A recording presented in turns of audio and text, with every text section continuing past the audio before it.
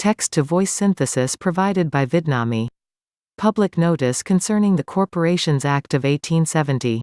January 31, 2021 by Anna von Reitz.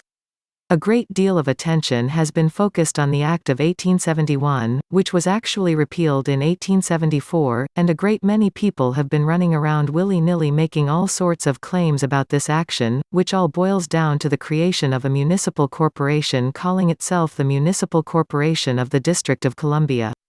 The bad thing about there being such an unauthorized corporation is that it could then spin off endless franchises for itself and cause no end of trouble, which is precisely what it has done. But strictly speaking, if you assume that the parties undertaking this activity had the right to do it, we have no cause to complain, and if it affected only their own business operations, we would have even less cause to complain. Yet, here we come to the crux of the matter, and it lies in the Corporations Act of 1870, not the famous Act of 1871 which promptly fell on its nose. Did the municipal government or the territorial government, either one, have any granted authority to create municipal or territorial corporations, for us or to operate them in our names? And the answer is no, they did not. That right was delegated to our own American Federal Republic. It was never vouchsafed to the municipal United States government nor to the territorial United States government. As a result, all these corporations have been constructed on fraud and breach of trust, and are being operated without valid charters in our names by foreign principals. These entities must be returned to our ownership, rechartered, and made subject to our public law. Or liquidated without recourse. This is required by every form of law including the Roman civil law. Once the fraud is discovered and objected to, it must be corrected.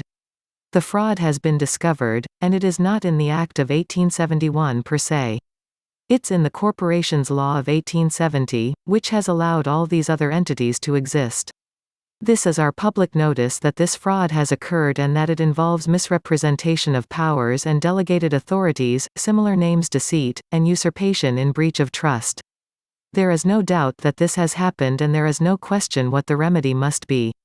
We heartily object to all that has been done, in our names, since 1860, when Abraham Lincoln, a bar attorney prohibited from holding public office in our actual government, was put forward as a candidate for offices pertaining to our foreign territorial subcontractor and passed off as our American Federal Republic president.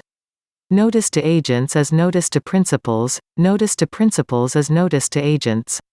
Anna Maria Riesinger, Fiduciary, the United States of America.